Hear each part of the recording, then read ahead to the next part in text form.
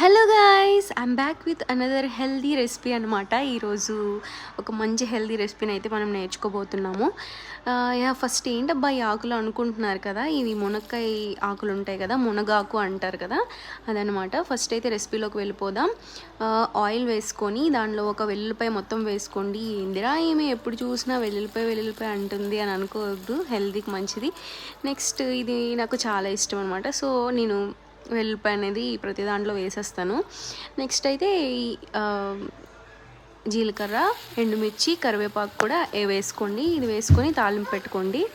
Next అయితే ఈ ఆకుల్ని మంచిగా వాష్ చేసుకొని ఒక 2-3 టైమ్స్ వాష్ చేసుకొని దాన్ని కూడా యాడ్ చేసుకోవాలి.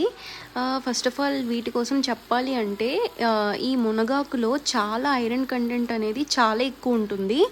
ఐరన్ తక్కువగా ఉన్న వాళ్ళకి ఇది చాలా బాగా యూజ్ అవుతుంది. ఇది ఒక వీక్లో 2-3 టైమ్స్ కానీ మీరు చేసుకొని తిన్నారంటే మీకు చాలా యూజ్ అవుతుంది. ట్యాబ్లెట్స్ వాడాల్సిన పని కూడా ఉండదు, ఎందుకంటే దీంట్లో అంత ఐరన్ కంటెంట్ అనేది ఎక్కువ ఉంటుంది కాబట్టి. నెక్స్ట్ అయితే మనకి ఇర్రెగ్యులర్ పీరియడ్స్ అవుతూ ఉంటారు కదా, వాళ్ళకు కూడా ఇది చాలా బాగా యూజ్ అవుతుంది.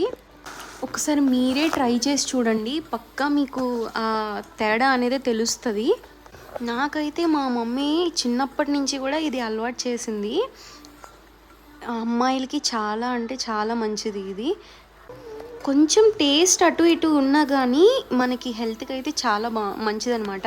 మీరు నేను చెప్పినట్టుగా వండుకున్నారంటే మీకు అది తినబుద్ధి కాకపోవడం అలా ఏమి ఉండదు, తినాలనే అనిపిస్తుంది. ఇలా ఉట్టిగా తినేయచ్చు, లేదు అంటే మనం రైస్లో వేడి రైస్లో కలుపుకొని తిన్నా బాగుంటుంది. Okay, bye.